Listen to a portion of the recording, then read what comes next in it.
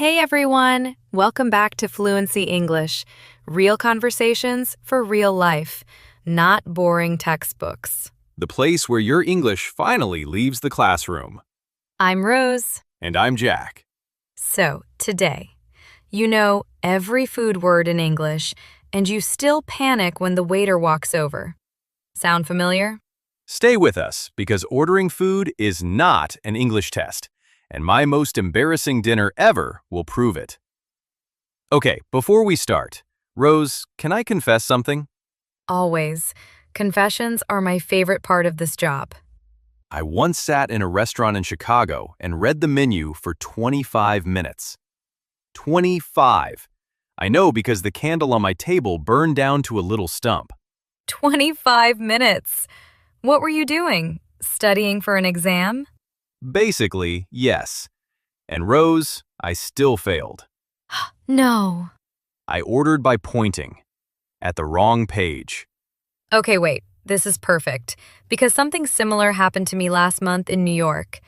Except my story has a hero, and the hero is a 10-year-old child.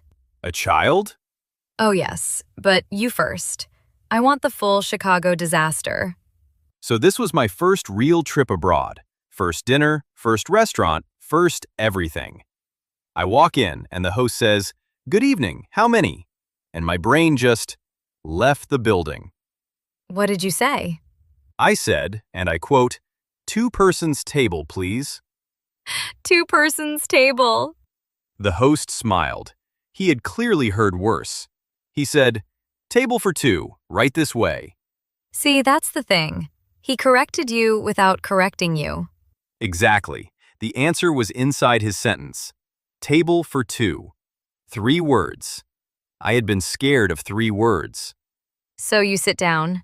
Then what? Then the waiter asks, "Can I get you something to drink to start?" I say water. Easy, right? Wrong.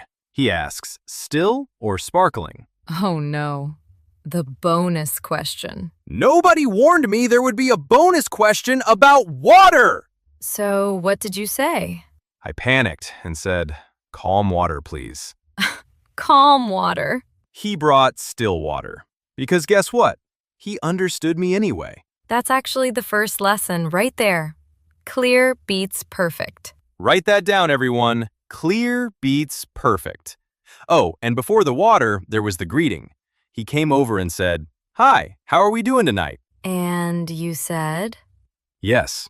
You answered yes to how are you? My brain was in survival mode. Question detected. Answer deployed. For the record, everyone. Good, thanks. How are you? That's the whole move. 4 words. I've practiced them. I'm ready now. Okay, so now the famous menu. The menu, Rosé, was 9 pages. 9? 9. Page 6 was only burgers. An entire page of burgers. And I read all 9 pages. Twice. Like a novel with a surprise ending. And the waiter kept coming back? Every few minutes. Are you ready to order? And every time, "A few more minutes, please." Which, by the way, is a genuinely useful phrase. It is. Can I have a few more minutes? Nobody minds. They hear it 50 times a night. Well, the 4th time, he minded a little. The 4th time? Okay, can I share my menu rule? Because 9 pages is a trap. Please. You never read the whole menu. You pick one section. Chicken, pasta, whatever you love. 1 page, 3 choices. Done in 2 minutes. Huh. So the menu is a library, not a novel. A library? You don't read every book. You just go to your shelf. Exactly. Go to your shelf, pick one thing, and practice the sentence in your head. And there was one dish I actually wanted. A quinoa bowl. But I was afraid to say it. Afraid of a word? Rose, in my head, it was quinoa. I practiced it quietly behind the menu. And? I finally tried it. "The quinoa bowl?" And he said, "The quinoa bowl? Sure." See? He just fixed it and moved on. No drama. No laughing, no red card. Servers hear brave pronunciation every single day. So you got the quinoa bowl? Ah, no. because then he asked the question that ended me. Which one? How would you like that cooked? Wait, for a quinoa bowl?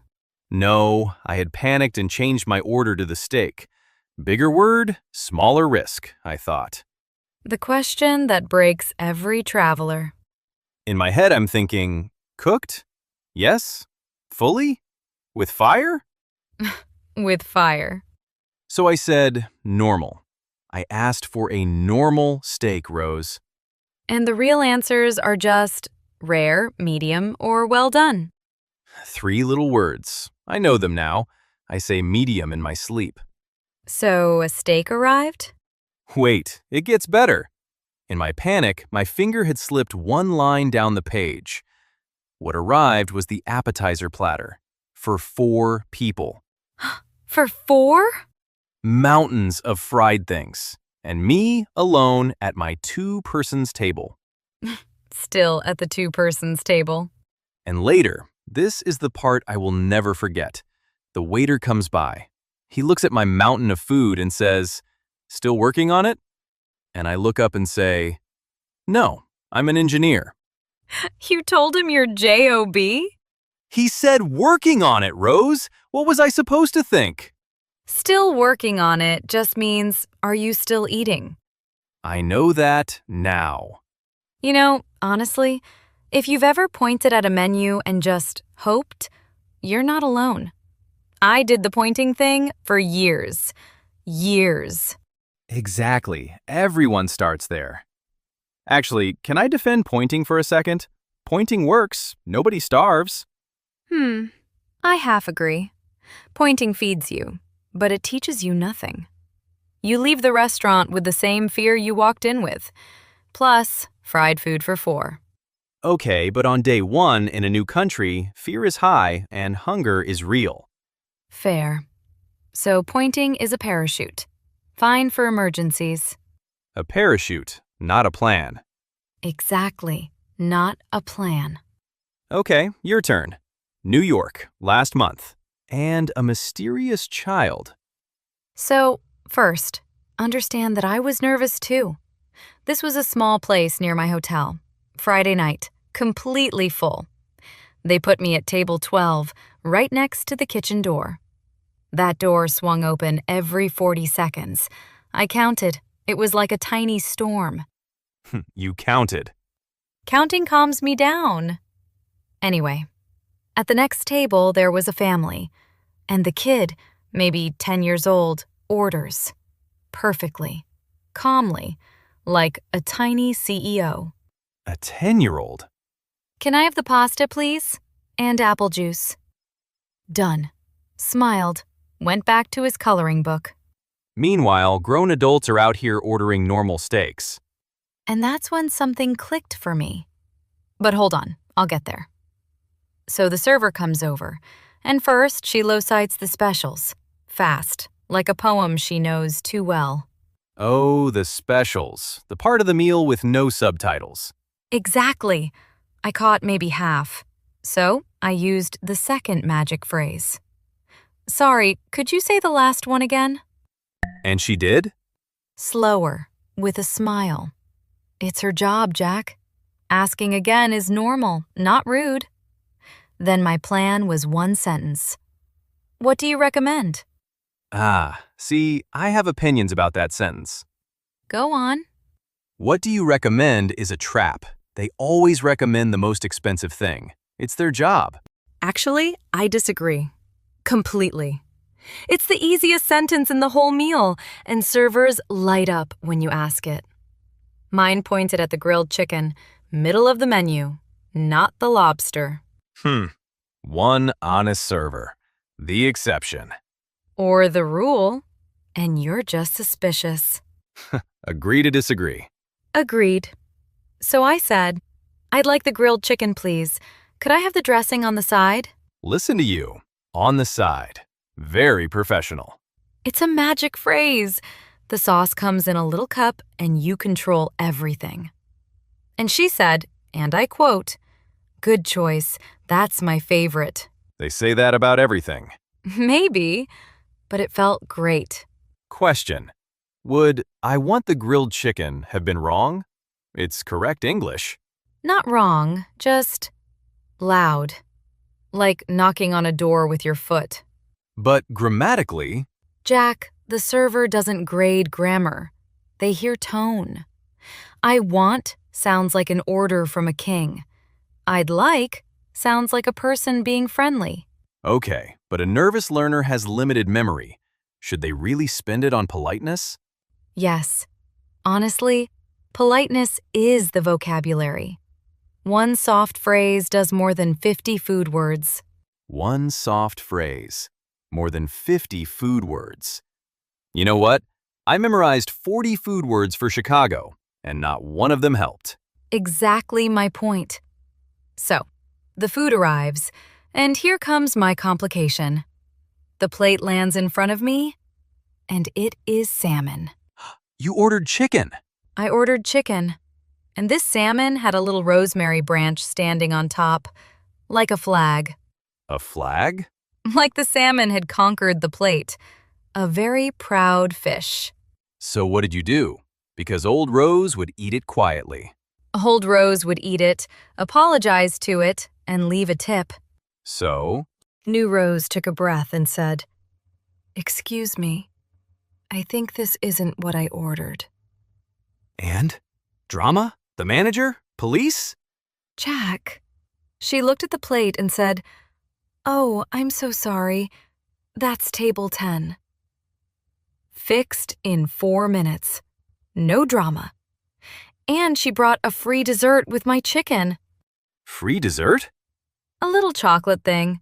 For a mistake that took one polite sentence to fix.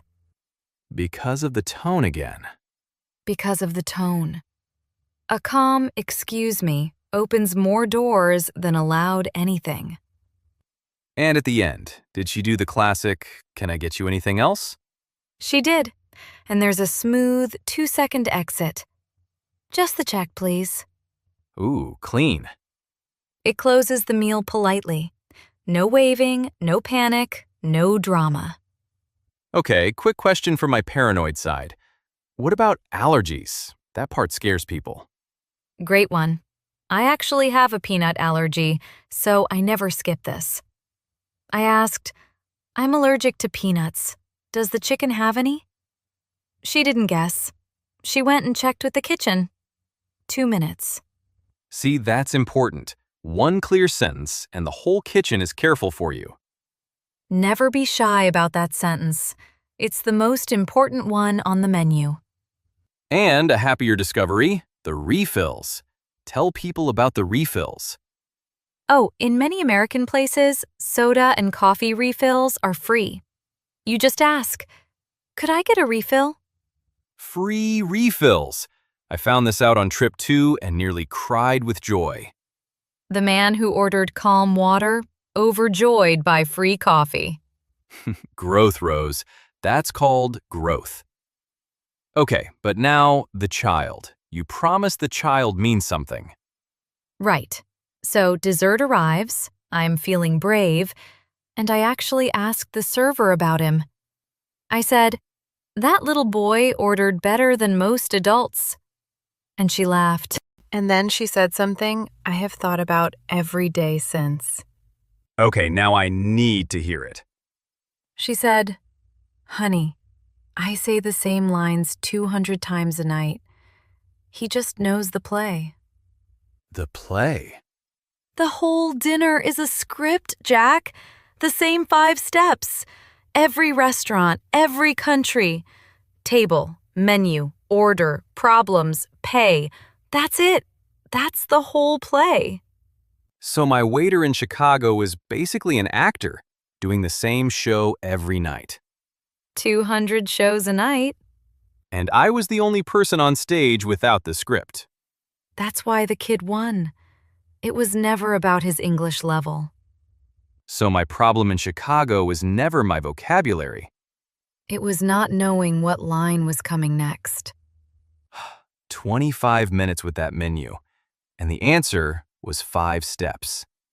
Learn the script once, eat anywhere. Learn the script once. I really like that. And if you've been studying food vocabulary for weeks and still freeze, hear me. It's not the words. It was never the words. It's knowing what happens next. Yeah, I was exactly the same. Okay, quick practical round, because the end of the meal has its own little traps. In Chicago, I asked for the bill, and the waiter said, the check? And I thought I was in trouble. Same meal, 2 names. Check in America, bill in Britain. And the first course, Americans say appetizer, the British say starter. But honestly, say either one. They will understand you. Clear beats perfect, remember? Clear beats perfect. It's basically our poster now. So, paying. In the US, you say, "Could we get the check, please?" Or you catch their eye and simply say, the check please, also completely fine. And with friends, "Can we split the bill?" Totally normal. Nobody blinks. And then, tipping, my favorite cultural surprise. It's not that scary. In the US, 15 to 20%. Just think of it as part of the price. Says the woman who got a free dessert. The dessert was luck. The tip was math. My one honest tip about tips. Look at the bottom of the check first. Sometimes the service is already included. True, especially for big groups. It says gratuity included. Then you don't tip twice. Gratuity, a very fancy word for thank you money.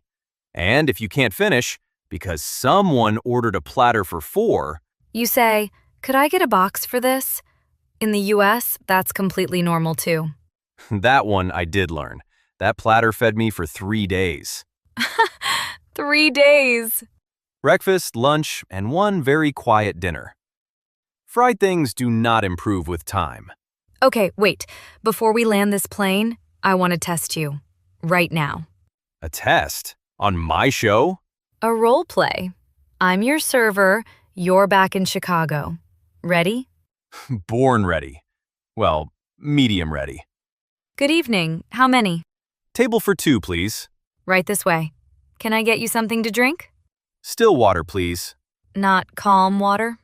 Still water. I've grown. And are you ready to order? I'd like the steak, please. Medium. Medium. Not normal.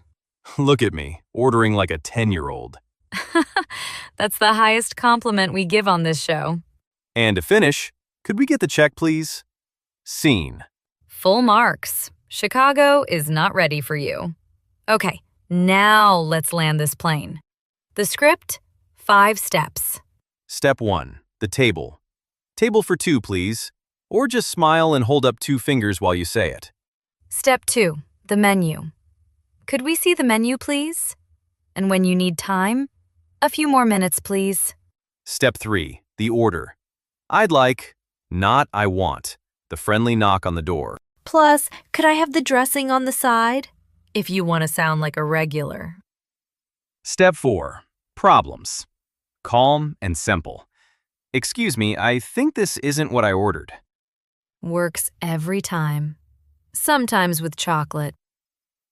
And step 5, the check. Ask for it, split it, tip it, box it. That's the whole play.